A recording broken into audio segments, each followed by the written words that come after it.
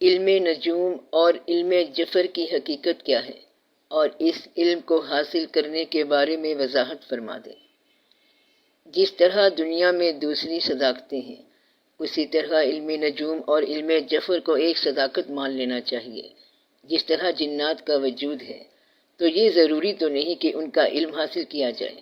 جنات کا علم حاصل کرتے کرتے آدمی آدھا جن تو خود ہو جاتا ہے۔ جس طرح جنات کا علم حاصل کرتے کرتے انسان جنات کی طرح کا ہو جاتا ہے، اسی طرح انسان علم نجوم حاصل کرتے کرتے نجومی تو بن جاتا ہے، انسان کم ہی رہتا ہے۔ جن لوگوں کو اللہ تعالیٰ کی طرف سے ودیت ہے، ان کو یہ فن بغیر علم کے ہی ودیت ہے۔ ان لوگوں نے نہ تلاش کی اور نہ تحقیق کی، بلکہ ان کو اللہ تعالیٰ نے علم نجوم ودیت کر دیا۔ وہ پیدائشی طور پر نجوم کا علم اور جفر کا علم جانتے ہیں۔ یہ طلب کرنے یا عمل کرنے کی بات نہیں ہے۔ اگر آپ سیکھنا چاہتے ہیں تو جس آدمی کے پاس یہ اللہ کی طرف سے ودیت ہو، اس شخص سے فیض لے لو۔ یہ ایک علم ہے، اور علم کیسے بنتا ہے؟ علم کتابوں سے ملتا ہے، استادوں سے ملتا ہے، اور مدرسے سے ملتا ہے، کالج اور یونیورسٹیوں سے ملتا ہے۔ لوگ کسی نہ کسی طریقے سے علم حاصل کرتے ہیں۔ اب آپ غور کرو کہ دنیا میں جتنے علم دینے والے لوگ آئے، وہ تقریباً سارے کے سارے کتابوں سے آزاد ہی تھے۔ مثلاً کسی نے جڑی بوٹیوں کا علم دیا تو اس سے پہلے جڑی بوٹیوں کا علم نہیں تھا۔ اس شخص سے پہلے جڑی بوٹیاں تو تھیں، مگر ان کا علم نہیں تھا، اور پھر اس شخص کو جڑی بوٹیوں کی زبان مل گئی۔ اگر کوئی بیمار ہو تو اس کی رات تکلیف میں گزرتی ہے، اور اگر کسی کو کسی سے محبت ہو جائے تو کہتے ہیں کہ اس کی رات اختر شماری میں یعنی تارے گننے میں بسر ہوتی ہے۔ وہ شخص پھر کہتا ہے کہ ستاروں تم تو سو جاؤ، اور راتوں کو جاگتا ہوں تمہارے خیال میں، اور تاروں سے پوچھ لو میری روداد زندگی۔ تو انسان کی جس طرح کی کیفیت ہوتی ہے، اسے اس طرح کا علم حاصل ہو جاتا ہے۔ اگر کسی انسان کو اللہ سے محبت ہو گئی تو ایسے لوگوں کا کم و بیش ایک جیسا اظہار ہوتا ہے، ایک جیسی کیفیت ہوتی ہے۔ اگر کوئی یہ کہے کہ فلاں شخص اللہ والا ہے اور کھانا بہت کھاتا ہے، تو آپ فوراً کہیں گے کہ یہ فکرہ صحیح نہیں ہے۔ تو اللہ والے کے بارے میں یہ کہا جائے گا کہ وہ کم کھانے والا ہے۔ جو اللہ والا ہو جاتا ہے، اس کو ویسا ہی علم آنا شروع ہو جاتا ہے۔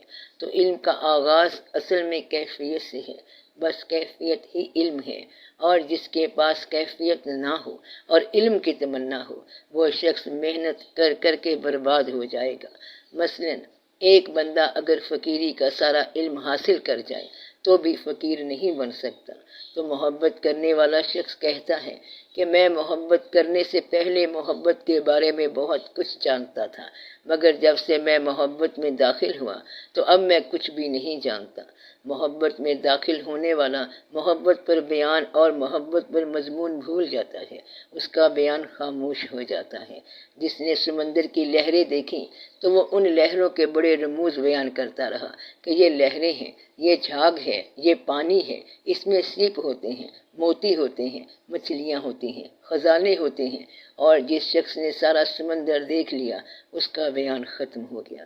جس نے شیر دور سے دیکھا وہ بیان کرے گا کہ وہ اس طرح تھا، اس کے 4 پنجے تھے، اور جس نے شیر کی چپڑ دیکھ لی وہ کہتا ہے کہ پتہ نہیں کیا تھا۔ اس شخص کا بیان ختم ہو جاتا ہے۔ تو ثابت یہ ہوا کہ ایک ایسی کیفیت ہوتی ہے جس میں ایک مکمل علم ہوتا ہے، اور وہ علم اس وقت تک حاصل نہیں ہو سکتا جب تک وہ کیفیت نہ ہو۔ اسی طرح درویشی، محبت، تمنا اور طلب جیسے تمام علوم صرف اس وقت حاصل ہوتے ہیں جب آپ اس کیفیت میں ڈھل جائیں۔ اگر ستارے تمہارے ساتھ آشنائی نہ کریں تو ستاروں کا علم حاصل نہ کرنا۔ اسی طرح نجوم، پامسٹری وغیرہ کا معاملہ ہے۔ علم جفر یعنی اعداد کا علم دیکھو۔ مثلاً الف کا عدد 1، بے کے 2، جیم کے 3 اور دال کے 4۔ یہ کیسے ہو گیا؟ سارے حروف کے نمبر ہو گئے، ان کے نمبر ہوتے ہیں۔ بسم اللہ الرحمن الرحیم کے نمبر 786 ہو گئے۔ تو جب تک یہ پتہ نہ چلے کہ لفظ جو ہے یہ نمبر میں کیسے ڈھل رہا ہے، تب تک اس کو ڈیل نہ کرنا، کیونکہ اس طرح حساب غلط ہو جائے گا اور آپ دھوکہ کھاؤ گے۔ جب تک ستارہ آپ کو اپنی گردش کا راز نہ بتائے اس کا علم حاصل نہ کرنا۔ اب علم والے نے کہا کہ اس وقت زحل لگا ہوا ہے، آپ اگلے مہینے بات کرنا۔ آپ کو اب پتہ نہیں کہ زحل کیا ہوتا ہے، لہٰذا اب کوئی بات نہ کرنا۔ ایک آدمی ایک نجومی کے پاس گیا اور کہا کہ جناب میں مکان بیچنا چاہتا ہوں، آپ دیکھیں کہ کیا میرا مکان بک جائے گا؟ اس نے کہا اس مہینے نہیں بکے گا۔ اگلے مہینے گیا تو اس نے کہا کہ اب بک جائے گا، تو مکان بک گیا۔ وہ پھر نجومی کے پاس آیا اور پوچھا کہ یہ تو بتاؤ کہ تمہیں کیسے پتا چلا کہ مکان بک جائے گا؟ نجومی نے کہا کہ پچھلے مہینے میں نے تیرے ستارے دیکھے تو وہ خوش قسمتی میں تھے، اب تیرے ستارے بد قسمتی میں آ گئے، لہٰذا مکان بک گیا۔ اگر تمہیں یہ پتہ چل جائے کہ مکان بکنا تمہارے لیے بد قسمتی ہے جسے تم خوش قسمتی سمجھ رہے تھے، تو پھر تو ناکامی ہو گئی نا۔ تو ستارہ جب زوال میں آ جائے تو پراپرٹی بکنا شروع ہو جاتی ہے۔ اگر آپ کسی چیز کو صحیح ریڈ نہ کر سکو تو علم نجوم نقصان دے گا۔ علم نجوم کی ایک زکوٰۃ یہ ہے، یعنی رکھنے کا عمل یہ ہے کہ یہ ان لوگوں کے ہاتھ میں پلے کرتا ہے جن کی زندگی اللہ کے لیے ہو، باقی لوگوں کو یہ علم کھا جاتا ہے۔ یعنی اگر انسان کی زندگی اللہ کے نام کی نہ ہو تو یہ علم اتنا بڑا علم ہے کہ اس کو کھا جائے گا۔ تو نجوم کا علم نجومی کو کھا جاتا ہے۔ ایک دفعہ مسلمانوں کا لشکر جنگ پہ گیا۔ ایک یہودی نجومی نے انہیں بتایا کہ اس مارکے میں تمہارے ستاروں میں شکست لکھی ہوئی ہے۔ وہ لشکر فتح کر کے واپس آیا اور نجومی سے کہا کہ اب بولو، تم نے تو کہا تھا کہ شکست ہوگی، ہم تو فتح کر کے آئے ہیں۔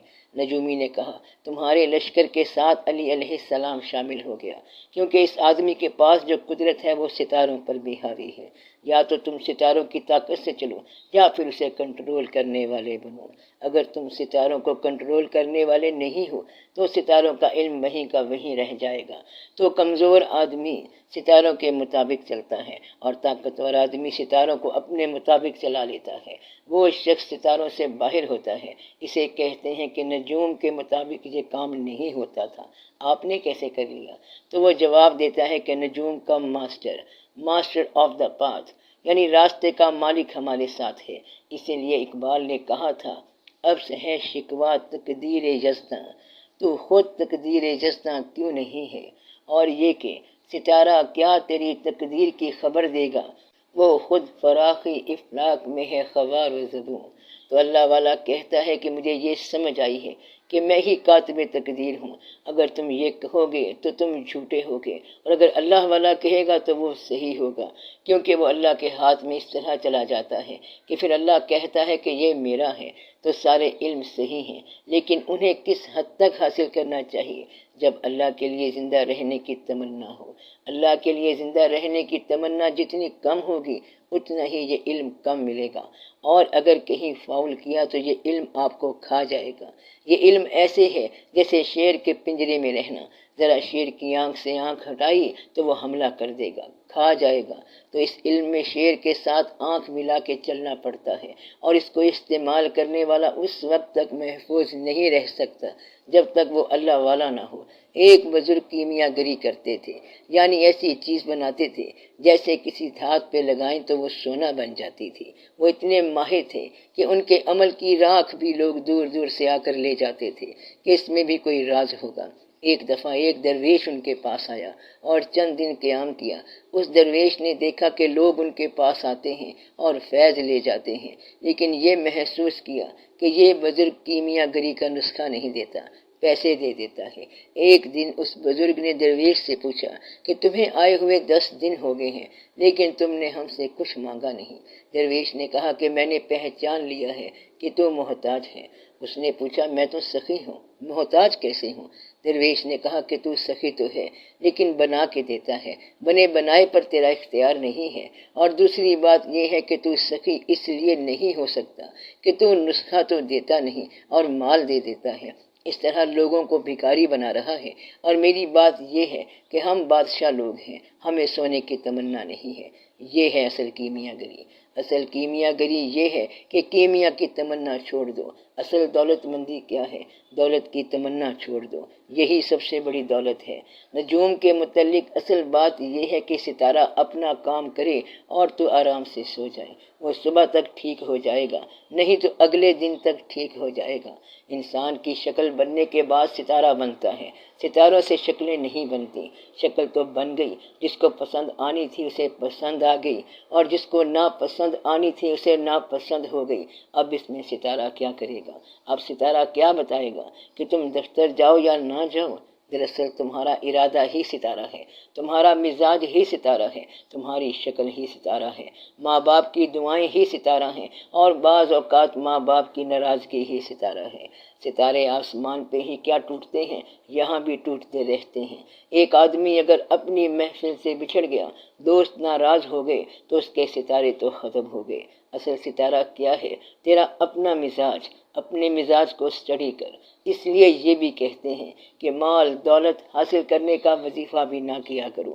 اگر وظیفے کے ذریعے دولت مل بھی جائے تو عین ممکن ہے کہ ٹانگ ٹوٹ جائے۔ وہ وظیفہ تو پیسے کے لیے تھا، اس میں یہ تو گارنٹی نہیں تھی کہ ٹانگ محفوظ رہ جائے گی۔ اس لیے ستارے کو اپنے حال پہ چھوڑ دو، نجوم والوں کو ان کے حالات پہ چھوڑ دو، اور اپنے آپ کو اللہ کے حکم پر چھوڑ دو۔ علم کہاں سے حاصل کرنا ہے؟ جہاں سے سب کو ملا۔ علم کیسے ملتا ہے؟ ایک کیفیت ہے جو علم بن جاتی ہے، ایک مزاج ہے جو علم بن جاتا ہے، اور ایک واقعہ ہے جو علم بن جاتا ہے۔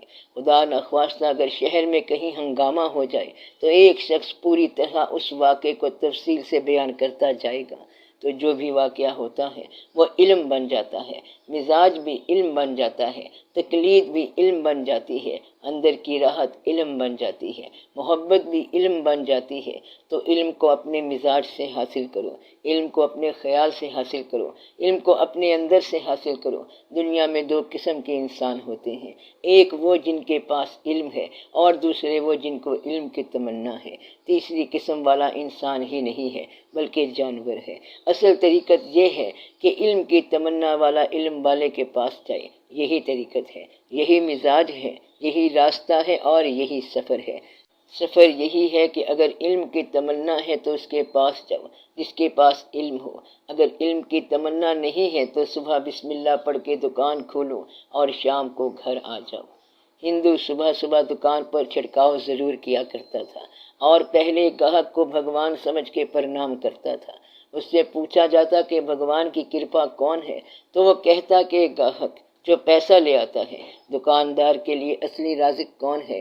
گاہک۔ اس لیے یا تو گنتی کے کام کرو، پیسہ، حالات، واقعات، مکان، دنیا داری، شہرت، عزت، سماج میں پہچان، اور اپنی ذات کا خیال رکھنا، یہ ساری دکانداری ہے۔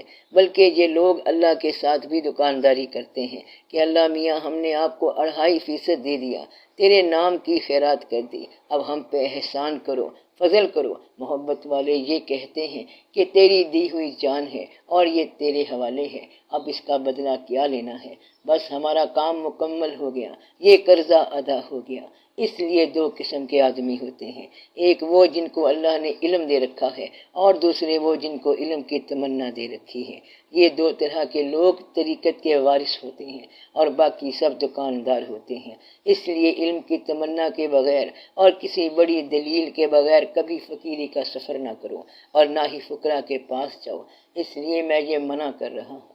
فقراء آنے والے شخص کے لیے ضرور دعا کرتے ہیں، اور اگر کبھی کسی فقیر نے دل سے دعا کر دی تو پھر پیسہ نہیں ملے گا، بلکہ وہ اسے اپنے راستے پر یعنی اللہ کے راستے پر چلائے گا۔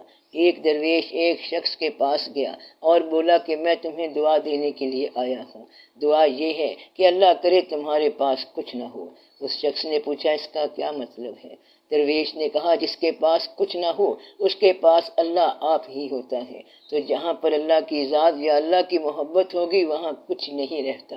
دنیاوی طور پر بھی اگر کسی سے محبت ہو جائے تو بھی وہاں پر کچھ نہیں رہتا۔ عشق ایک آگ ہے اور یہ اپنے علاوہ سب کو جلا دیتی ہے۔ اقبال رحمۃ اللہ نے کہا تھا کہ عشق پر آتش حلال، عشق پر حاصل حرام۔ جن لوگوں کو حاصل کی تمنا ہو ان کے لیے بہتر ہے کہ محبت کی وادی سے بھاگ جائیں، فقر سے بھاگ جائیں بلکہ فقیروں سے بھاگ جائیں۔ فقیروں کے پاس نہ جانا، کہیں وہ گنتی کے 2-4 سنگریزے نہ چھین لے جو کہ تمہارے ہاتھ میں ہیں، یعنی پیسے، اکاؤنٹ، لیجر وغیرہ۔ اس لیے علم ان لوگوں سے حاصل کرو جن کو علم ودیت کیا گیا، وہ پیدائشی طور پر علم والے ہوتے ہیں۔ ظفر بھی پیدائشی علم والوں کے پاس آیا اور ان کے فیض سے ملتا ہے، اس لیے یہ علم حاصل کرنے کے لیے ان صاحب علم لوگوں سے ملنا چاہیے یا اوائڈ کیا جائے، ورنہ درمیان میں گم ہو جاؤ گے۔ اس لیے آپ کے لیے بہت ضروری بات ہے کہ کتابوں کے علم سے بچو۔ علم کیفیت کا نام ہے، دعا یہ کیا کرو کہ آپ کو وہ کیفیت مل جائے جس سے علم بنتا ہے۔ اس کیفیت سے پیسہ نہیں بنے گا بلکہ علم بنے گا۔ اگر محتاجی کی کیفیت ہو تو پھر پیسہ بنا لو۔ محتاجی کیا ہوتی ہے؟ پیسے گن کے رکھ دینا۔ دنیا میں ہمیشہ یہودی امیر رہے گا اور یہ دین اور اخلاق سے دور رہے گا، اس کا دل سخت ہوگا۔ آپ یہ فیصلہ کر لو کہ غلط جگہ سے صحیح چیز نہ لو اور صحیح جگہ سے غلط چیز نہ لو۔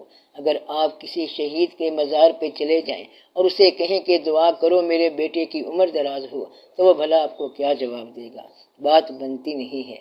فتوحات کی کہانی اور ہے، قربانی کی داستاں اور ہے، اس لیے جہاں جاؤ اس جگہ کے مطابق جاؤ۔